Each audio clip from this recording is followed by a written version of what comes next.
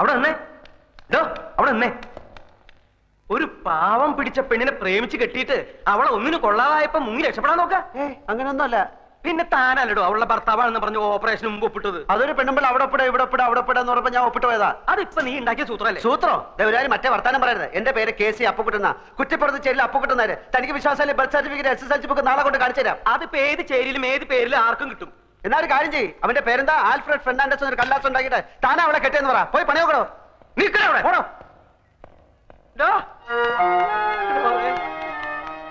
അപ്പൊ സത്യം പറയാൻ പോവാ? സത്യം പറയാൻ പോവാ? അതെ, രാവിലെ ഞാൻ വരും. ഉള്ളതൊക്കെ എല്ലാവരോടും അങ്ങ് തുറന്നു പറയും. അതോടെ ഏർപ്പാട് അങ്ങ് ക്ലോസ് ചെയ്യും. തനിക്ക് എന്താണോ വേണ്ടത്? ഞാൻ സമ്മതിക്കില്ല. എന്ത് വന്നാലും നീ സത്യം പറയാൻ ഞാൻ സമ്മതിക്കില്ല. എനിക്ക് സത്യം പറഞ്ഞേ പറ്റും. എന്താണ് നിന്റെ അപ്പന്റെ പേര് ഹരിചന്ദ്രൻ? അല്ല, ഗോവിന്ദൻ നായർ. പിന്നെ എന്താണ് നിനക്ക് ഇത്തിരി കള്ളം പറഞ്ഞാല്? എനിക്ക് കള്ളം പറയേണ്ട കാര്യമില്ലല്ലോ. എന്റെ പൊന്നാൽഫി മോനെ. ഓ അപ്പുക്കുട്ടൻ നായരുടെ മോനെ, ഞാൻ പറയുന്നത് കേക്ക്. നീ പറഞ്ഞത് ശരിയാ, കള്ളം പറയേണ്ട കാര്യം നിനക്കില്ല. പക്ഷെ ഇവിടത്തെ സ്ഥിതി കൂടി ഒന്ന് ആലോചിക്കണ്ടേ? മോളുടെ ഗതി കണ്ട് നിന്റെ മുമ്പിലല്ലേ ആ വർമ്മ സാർ ബോധം കെട്ട് വീണത്. ആ ഷോക്കീന്ന് ഇതുവരെ അങ്ങേര് കര കയറിയിട്ടില്ല. ഈ നിലയിൽ ഇതും കൂടി കേട്ട ആ പാവം ചത്തു. ഞാനല്ലാത്ത കാര്യം ഞാൻ എങ്ങനെ പറയും? നിനക്ക് സത്യം പറയണല്ലേ? നീ സത്യം പറഞ്ഞോ. ഒരു 3-4 ദിവസം കൂടി കഴിഞ്ഞോട്ടെ, അങ്ങോട്ടൊന്ന് എഴുന്നേറ്റ് നിന്നോട്ടെ, എന്തും കേൾക്കാനുള്ള മനക്കെട്ടി അദ്ദേഹത്തിന് വന്നോട്ടെ. നിന്നെ ഞാൻ ഈ ഇരവിക്കുട്ടിപ്പിള്ള അദ്ദേഹത്തിന്റെ മുന്നിൽ കൊണ്ടുവന്ന് നിർത്തി സത്യം പറയിപ്പിക്കുക. അതുപോലെ അതിനിടെ ശരിക്കുള്ള വന്ന ഞാൻ കള്ളനാവില്ലേ? വരുന്നെങ്കിൽ എന്നേ വരണമായിരുന്നു. നമുക്കറിയാത്ത എന്തൊക്കെയോ കുഴപ്പങ്ങൾ നടന്നിട്ടുണ്ട്. ചന്ദ്രക്കുഞ്ഞ് വാ തുറക്കാതെ നടന്നോ ഒന്നും അറിയാനും പറ്റില്ല. ഇനി അഥവാ വന്നാൽ ഞാൻ പറയും, ഞാൻ പറഞ്ഞിട്ടാണ് നീ ഈ നല്ല കാര്യത്തിന് കൂട്ടുനിന്നതെന്ന്. പോരെ, ഒരു 3 ദിവസം നീ ഇവിടെ വരിക പോവുക. ഏതല്ലാത്ത ഉപകാരല്ലേ?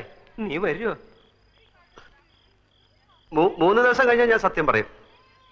നീ നല്ല പയ്യനാണ്. നിന്നെ കണ്ടപ്പോഴേ എനിക്കത് അറിയാമായിരുന്നു. എന്നാ ശരി, ഞാൻ ഗുഡ് നൈറ്റ് പറഞ്ഞോ? ഇല്ല. Good night. Good night. ഞങ്ങളുടെയൊക്കെ പ്രാർത്ഥനയുണ്ട്, വേഗം സുഖാവും. പാല് ഫ്ലാസ്കിലുണ്ട്.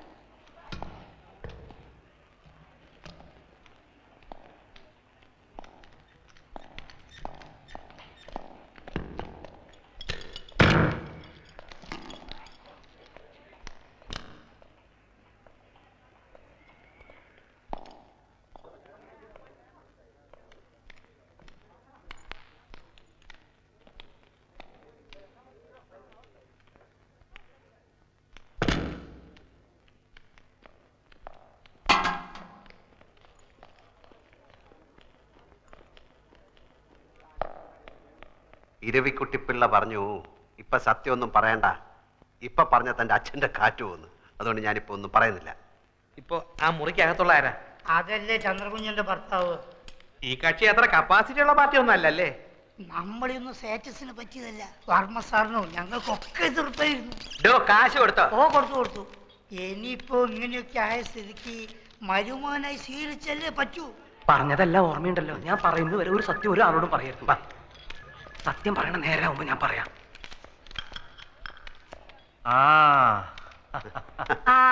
ആൽഫി വന്നോന്ന് അനിയൻ അന്വേഷിക്കായിരുന്നു. നല്ല ചായ ഉണ്ട്, വീട്ടിൽ നിന്ന് കൊണ്ടുവന്നാ. നമ്മുടെ സ്റ്റേറ്റിലെ ചായപ്പൊടിയാ. ആൽഫിക്ക് ഇവരെ ആരെയും പരിചയമില്ലല്ലോ. ഇത് എന്റെ മൂത്ത പെങ്ങളാ. ഇത് പെങ്ങളുടെ മോള് ഇന്ദു. ഇത് ശോഭ. ഇനി ഒരു പെങ്ങളുണ്ട് അമേരിക്കയിലാ, അമ്മുക്കുട്ടി. അവക്കൊരു മകനുണ്ട്, അവൻ ഡോക്ടറാ. പിന്നെ ഇവരെ പരിചയപ്പെട്ടിരുന്നല്ലേ? പരിചയം. ഇനിയിപ്പോ എന്തായാലും നമ്മളൊക്കെ ഒരു കുടുംബമായിട്ട് കഴിയേണ്ട ആൾക്കാരല്ലേ. അധികം സംസാരിക്കണ്ടെന്ന് ഡോക്ടർ പറഞ്ഞിട്ടില്ലേ? എനിക്ക് ആൽഫിയെ കാണുമ്പോ മനസ്സിന് വല്ലാത്ത സമാധാനവും ശക്തിയൊക്കെ തോന്നുക. ഇത് ഇരവി. അറിയാം. അങ്ങനെ അറിഞ്ഞാ പോരാ, ഞാൻ പഞ്ഞിക്കുരി ബിസിനസ്സുമായിട്ട് നടക്കുന്ന കാലം മുതല് ഇയാൾ എന്റെ കൂടെ ഉണ്ട്. ഇരവി വിഷം കൊടുത്ത് കുടിക്കാൻ പറഞ്ഞാലും അനിയും കുഞ്ഞും കുടിച്ചോളും, അത്ര വിശ്വാസ. ഞാനൊരു ക്രിമിനൽ വക്കീലായതുകൊണ്ടല്ല ചോദിക്കുന്നത്, വിഷമം തോന്നരുത്. ബന്ധുക്കളാരും ഇല്ലേ? അച്ഛൻ, അമ്മ, സഹോദരങ്ങൾ? അച്ഛനമ്മ സഹോദരങ്ങളുണ്ട്. അവരൊക്കെ അങ്ങ് ഡെറാഡൂണില്ല. അത് തനിക്കെങ്ങനെ അറിയാം? കഴിഞ്ഞ പ്രാവശ്യം പാലക്കാട്ട് നിന്ന് ചന്ദ്രയുടെ കോണ്ടസ കാറ് ഇവിടെ കൊണ്ടുവന്ന് കൊടുത്തില്ലേ? അപ്പൊ പരിചയപ്പെട്ടതാ. കോണ്ടസ അന്ന് പരിചയപ്പെട്ടതാ. എന്നിട്ട് അന്ന് താനത് പറഞ്ഞില്ലല്ലോ. അന്ന് നിങ്ങൾ കണ്ട കീരിയും പാമ്പും പോലെയല്ലേ? ഞാൻ മിണ്ടി കണ്ടു എന്നങ്ങാൻ പറഞ്ഞ എന്റെ മേൽ ചാടി കയറാനോ? ഓഹോ, അപ്പൊ ഇരവി മാമൻ മാത്രമേ നേരത്തെ ഇവിടെ ആൽഫിയെ കണ്ടിട്ടുള്ള ആളുള്ളൂ. എന്നാ ഞാൻ ഒരു സത്യം പറയാം. എന്നാ സത്യം ഞാൻ തുറന്നു പറയാം. ഞാൻ സത്യം തുറന്നു പറയാം. ഞാൻ സത്യം തുറന്നു പറയാം. ഈ രണ്ടുപേരും പറയാൻ പോകുന്ന ഒരു സത്യമില്ല. അപ്പൊ അത് ഞാൻ സത്യം പറഞ്ഞാൽ എന്താ? അപ്പൊ അത് നിങ്ങൾ സത്യം പറഞ്ഞാൽ ഞാൻ കള്ളനാവും. ഞാൻ സത്യം പറയാം. ആ സത്യമല്ല ഈ സത്യം. എനിക്കെങ്ങനെ കള്ളനാവും? ഈ സത്യം ഞാൻ പറയാം. ഞാനൊരു ബിയർ അടിച്ചു. ബിയർ? ആ ബിയർ. എന്നോട് ക്ഷമിക്കണം, ഞങ്ങൾ പരിചയപ്പെട്ടപ്പോ ആൽഫി പറഞ്ഞു ഒരു ബിയർ അടിക്കാമെന്ന്. ഇപ്പോഴത്തെ ടെൻഷന് ഞാൻ അന്ന് ആദ്യമായിട്ട് ബിയർ അടിച്ചു പോയി. ആദ്യമായിട്ട് താനല്ലെങ്കിലും പാത്തും പതുങ്ങിയും ഇടയ്ക്കൊക്കെ ലേശം അടിക്കാറുണ്ടെന്നുള്ളത് എനിക്കറിയാം. ഇപ്പൊ മനസ്സിലായില്ലേ ഞാൻ പറഞ്ഞതിന്റെ ഗുണം? ആ പോവാ ഇങ്ങോട്ട്. ആ പീസിൽ കുറച്ച് പണിയുണ്ട് നീയാണ് പറഞ്ഞു. ആൽഫി, എനിക്ക് ഇപ്പൊ നല്ല ആശ്വാസമുണ്ട്. എന്നാലും 2 ദിവസം കഴിഞ്ഞ് പോയാൽ മതി എന്നാണ് ഡോക്ടർമാര് പറഞ്ഞത്. അത് മതി, അത് മതി. പ്രഷറൊക്കെ നോർമലായിട്ട് എനിക്ക് ചില കാര്യങ്ങൾ പറയാനുണ്ട്. ഇപ്പൊ വേണമെങ്കിലും പറയാം. ഇപ്പൊ വേണ്ട, മനസമാധാനമായിട്ട് ഭാവി തീരുമാനങ്ങൾ എടുക്കേണ്ട കാര്യങ്ങളാണ്. വർമ്മ സാറ് കിടന്നോണം. ഞാൻ എനിക്കും ചില കാര്യങ്ങൾ പറയാനുണ്ട്. എനിക്കൊരു കാര്യം പറയാനുണ്ട്. നീ എനിക്ക് ഹൃദയസ്തംഭനം ഉണ്ടാക്കി ഇറങ്ങിയിരിക്കുക. ഞാൻ വിചാരിച്ചു ഒറിജിനൽ സത്യം പറയാൻ പോവാണെന്ന്. നീ നിന്റെ ഇഷ്ടത്തിനൊന്നും വിചാരിക്കേണ്ട സമയത്ത് ഞാൻ പറയാം. ഈ ക്യാഷ് ഉണ്ടോ? ഒരു 500 റുപ്പീസ് തരാൻ ആവശ്യം. ഇങ്ങോട്ട് വന്നേ, ഒരു 500 രൂപ കൊടുത്ത്. ഓ അല്ല, ഇതിപ്പോ ആരെ കണക്കിലാ എഴുതേണ്ടത്? അത് നിന്റെ അമ്മായി അമ്മയുടെ പ്രസവത്തിന് പലഹാരം ഉണ്ടാക്കി കൊണ്ടുപോയ കണക്കിൽ അങ്ങ് എഴുതിയാ മതി. നീ കിന്നാരം ഒന്നും പറയണ്ട, പറയണത് കേട്ടാ മതി. സാർ എന്നോട് ക്ഷമിക്കണം, ഞാൻ അറിഞ്ഞില്ല സാർ ഇത്രയും വലിയൊരാളാണ്. ചന്ദ്രയുടെ ഭർത്താവാണെന്ന് ഒരു വാക്ക് പറഞ്ഞിരുന്നെങ്കിൽ കണ്ണും പൂട്ടി ഞാൻ അപ്പോഴേ ലോൺ തരുമായിരുന്നല്ലോ. സാറിന് എത്ര രൂപ ലോൺ വേണം? ഞാൻ ഇന്ന് തന്നെ സാങ്ഷൻ ചെയ്ത് തരാം. അപ്പൊ ലോൺ കിട്ടുമോ? ഞാൻ ഈ വർക്കീസാണ് പറയുന്നത്. നാളെ രാവിലെ ബാങ്കിലോട്ട് വാ, ലോൺ ഞാൻ ശരിയാക്കി തരാം. സാർ ഒരു ഒറ്റ ഒപ്പിട്ട് തന്നാൽ മതി. എന്റെ കുഞ്ഞുങ്ങളാണ് സത്യം. അല്ലെങ്കിൽ വേണ്ട, ഫോം ഞാൻ ഇങ്ങോട്ട് കൊണ്ടുവരാം. വേണ്ട, ഞാൻ അങ്ങോട്ട് വരാം. എന്നോട് ഒരു വിരോധവും മനസ്സിൽ തോന്നരുത്. സാറിന്റെ ചന്ദ്ര ടെക്സ്റ്റൈൽസ് കമ്പനിയുടെ മുഴുവൻ അക്കൗണ്ടും ഞങ്ങളുടെ ബ്രാഞ്ചിലാണ്.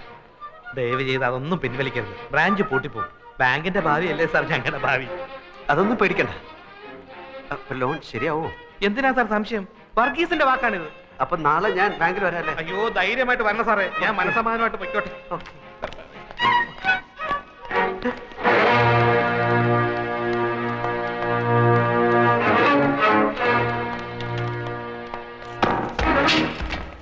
എന്ത് പറ്റിയടാ? എന്ത് നമ്മൾ ഈ പെട്ടിയിലെ സാമാനങ്ങൾ വിൽക്കാൻ നോക്കി. चंद्रा कौन है? What's the matter? कौन है Chandra? Chandra, she's my wife. ये बैग तुम्हारा है? It's my bag. It's my bag. देखिए, इसको हमने इस बैग के साथ एक अजीब हालत में पकड़ा है और इस पर जो टैग लगा है वो हॉस्पिटल का है. It's my bag and he's my servant and he's bringing this bag. But he looks like a thief. Not only his face, but his father's face is also looks like a thief. Thank you very much, sir. Oh, I see. Thank you very much. Thank you for the bag. चलो चलते हैं. നമ്മളാണ് ഒറ്റ മുക്കാല് കയ്യില്ലാത്തതുകൊണ്ട് കിട്ടുന്ന നാട്ടെ എന്ന് വെച്ചിട്ട് ഞാൻ പടച്ചോനെ കണ്ടു. ഏത് പഠിച്ചോ? എടാ, ഞാൻ കുറച്ചു മുമ്പ് പടച്ചോനെ കണ്ടു ബാങ്ക് മാനേജർ രൂപത്തില്. ബാങ്കിൽ ചെന്ന് ഒപ്പിട്ടാ എത്ര ലക്ഷം രൂപ ആണെങ്കിലും കിട്ടും. 4 ലക്ഷം ഒന്നും അല്ല. നേരാണോ നീ താങ്ക് യു. അയാൾ വിചാരിച്ചിരിക്കുന്നത് ഞാൻ പെണ്ണിന്റെ ഭർത്താവാണെന്ന്. അതുകൊണ്ട് ഈ ലോൺ കയ്യിൽ കിട്ടുന്നിടം വരെ ഞാൻ ഈ കളി തുടരാൻ പോവാണ് മോനെ. ഇനിക്കെങ്കിലും നല്ല ബുദ്ധി തോന്നിയല്ലടാ മോനെ.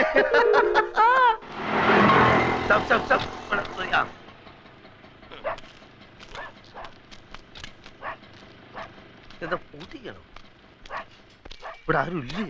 இங்க யாரும் கிடையாது சார். அவங்க வீட்டை காலி பண்ணிட்டு போயிட்டாங்க. எங்க? தெரியாதுங்க.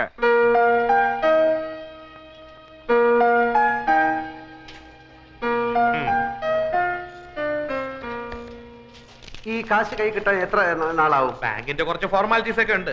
ഹെഡ്ക്വാർട്ടേഴ്സിൽ നിന്ന് ഓക്കെ വരണം. ഞാൻ റെക്കമെൻഡ് ചെയ്താൽ പ്രശ്നമൊന്നുമില്ല. എന്നാലും കുറച്ച് ഫോർമാലിറ്റീസ് ഒക്കെ എളുപ്പം വരുമല്ലോ അല്ലേ? സാറിന്റെ കാര്യത്തിൽ ഞാൻ ഉഴപ്പോ ഏറിപ്പോയ ഒരാഴ്ച. മതി മതി. പിന്നെ ഞാൻ ആശുപത്രി വരാം. എന്തിന്? അമ്മാവിനോട് റെക്കമെൻഡേഷൻ. ചന്ദ്ര ടെക്സ്റ്റൈൽസിന്റെ അക്കൗണ്ട് മാത്രമേ ഇവിടെ ഉള്ളൂ. ചന്ദ്ര ടീയുടെ അക്കൗണ്ട് യൂണിറ്റി ബാങ്കിലാണ്. അതിങ്ങോട്ട് മാറ്റി കിട്ടിയാൽ അമ്മാവിന് സുഖമല്ലായിരിക്കില്ലേ? ഇപ്പൊ വേണ്ട, ഞാൻ സൗകര്യമായിട്ട് ഒരു ദിവസം ആശുപത്രി വരാം. നല്ല മൂടി ഇരിക്കുമ്പോ നമുക്ക് പറയാം. ആ അക്കൗണ്ട് ഇങ്ങോട്ട് മാറ്റി കിട്ടിയാൽ എന്റെ പ്രൊമോഷന്റെ കാര്യം ഷുവറാ. പിന്നെ സാറിന് ഞാൻ ലോണൊന്നും പറഞ്ഞ് 50-60 ലക്ഷം എഴുതി തരും. സമയാവട്ടല്ലേ? ഇതിന്റെ കാര്യം ഒരാഴ്ച.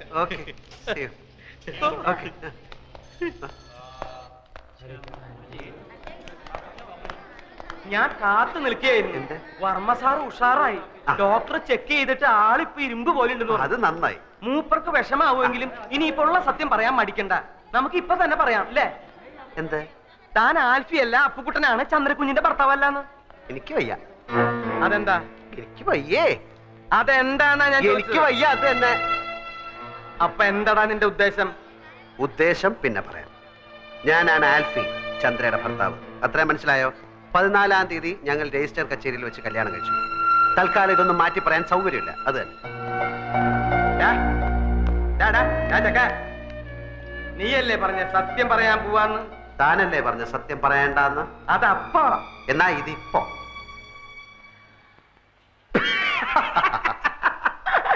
നിന്റെ ഓരോ കളികളെ വാ നമുക്ക് പോയി പറയാം. താൻ എന്താ കിടക്കുന്നത്?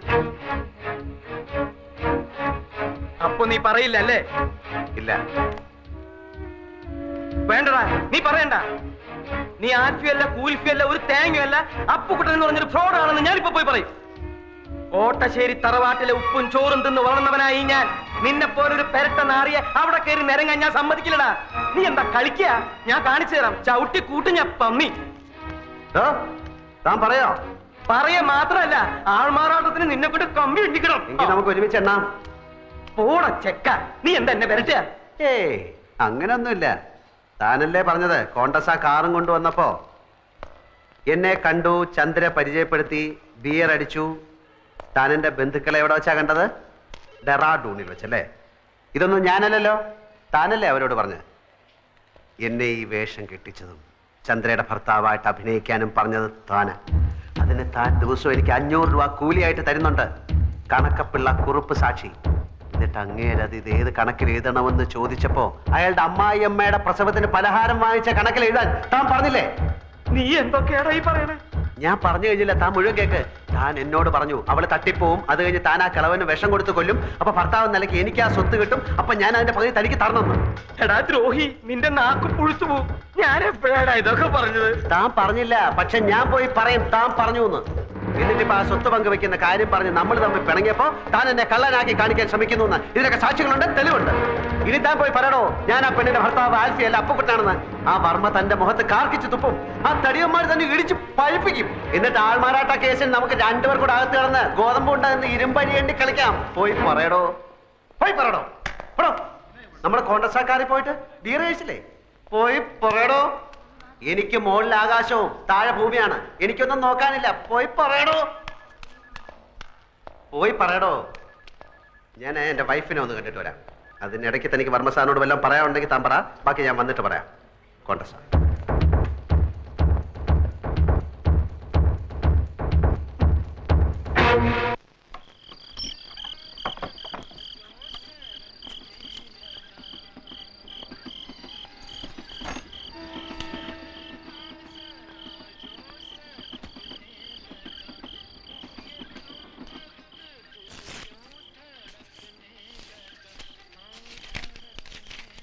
പ്രിയപ്പെട്ട ഏട്ടൻ എന്നാ ഇങ്ങോട്ട് വരുന്നത്? ഇവിടുത്തെ കാര്യങ്ങൾ കഷ്ടമായിക്കൊണ്ടിരിക്കുകയാണ്.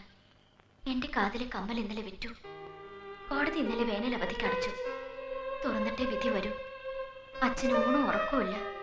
ചിലപ്പോൾ ഒറ്റയ്ക്കിരുന്ന് കരയുന്നത് കാണാം. എന്നും ചേട്ടൻ എപ്പോഴാ വരുന്നതെന്ന് ചോദിക്കും. ഒരു സമാധാനത്തിനെങ്കിലും ഒരു എഴുത്ത് അച്ഛൻ എഴുതണം.